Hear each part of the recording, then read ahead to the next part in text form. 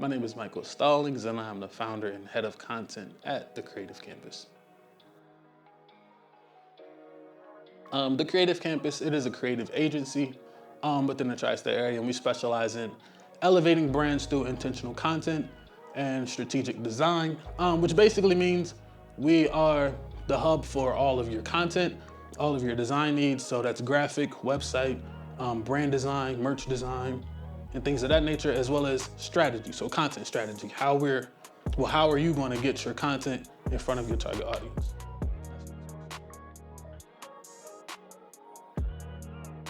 What made me want to start this business was I really just got fed up with waking up every day and have to do something that I didn't enjoy doing. I was in finance and it was cool, but it just wasn't for me.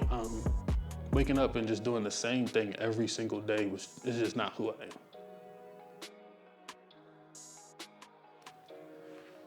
The main challenges I faced in the beginning was just the unknown. Like, I didn't know a lot of things. I didn't know how to find clients, especially when you don't have any work. Like, that's extremely hard. And I wasn't doing anything for free. That was another hard thing because in order to get work, you have to do something for free when you're first starting out. And I just couldn't understand that. But I think that was the hardest part, just figuring out how to do everything like functionality. This is a funny story how I turned my passion into what it is today. So my pastor, William Ashford, he asked me to actually start recording church. When the pandemic started, church shut down, everything was done. And at that time, I was just filming on my phone. And I didn't have anything, but I was like, all right, I like doing it. So I just kept doing it.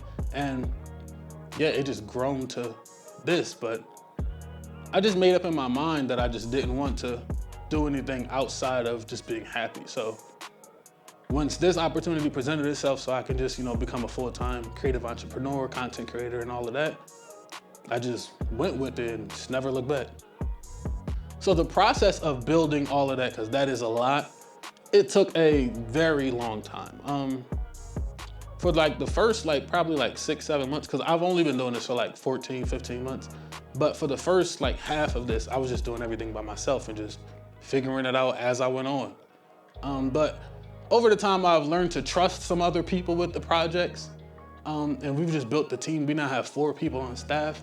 We have a photographer outside of myself, have a creative director and a marketing specialist.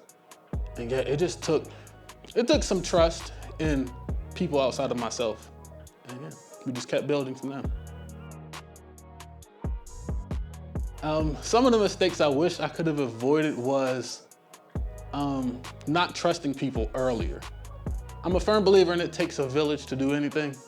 And by me just being the village of myself, it slowed my process down a little bit. But I do appreciate my journey. But yeah, I think I would have just trusted people just a little earlier. My favorite thing about being an entrepreneur is that every client is a new experience. I can't use the same strategies that I use for client A for client B, and I think that's the beauty in it because it actually challenges me to figure out what they need from me, even if they don't know what they need. And I think that's my favorite thing because I like to be challenged. How do I prevent burnout? Shout out to Nate Evans Jr. for sure. He encouraged me to start taking mental break days. And I think that is extremely important. Some days, my mental break days, I literally just sit around. I might play the game. I might go for a walk, sit in the park, listen to podcasts. But that is very important just to get you away from your actual work. I think that's very important because when you get away from it and then come back, you may have new ideas, new strategies. You just feel rejuvenated. And I think that's the main way I prevent burnout. I just take some time off.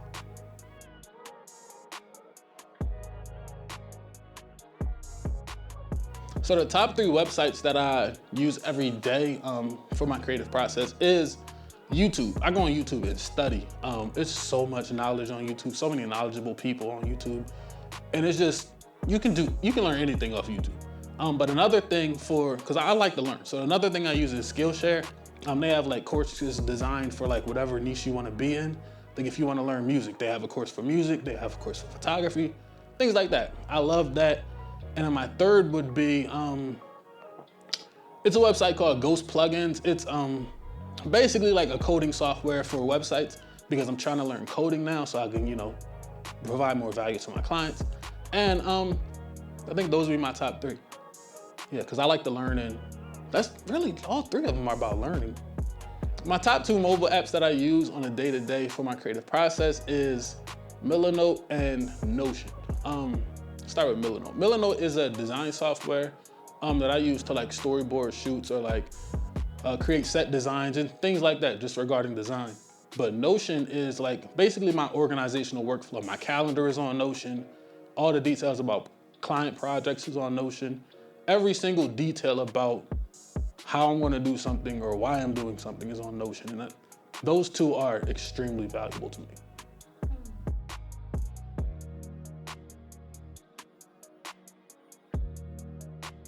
Something I'm working on now is we are creating a mental and emotional health initiative for creative entrepreneurs.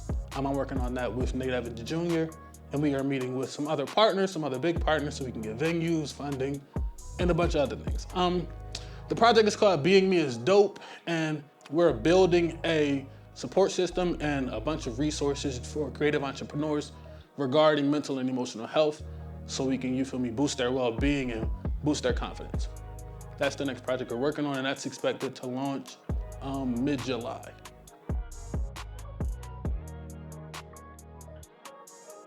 So the hashtag that I live by is My Art Is Me, and that came from one of my friends, Keith Orr. He preaches that art is subjective and is your actual true expression, and I firmly believe that. So my art is me basically means that your art is you. It is uniquely you, and it doesn't really matter what anybody else's opinion is, because this is your form of expression.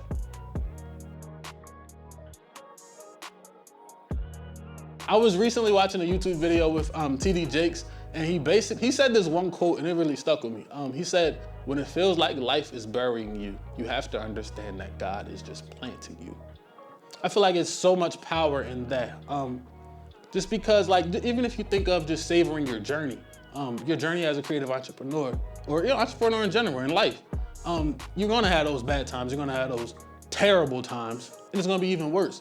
But you have to understand that the purpose that God has for you is much bigger than any of your circumstances.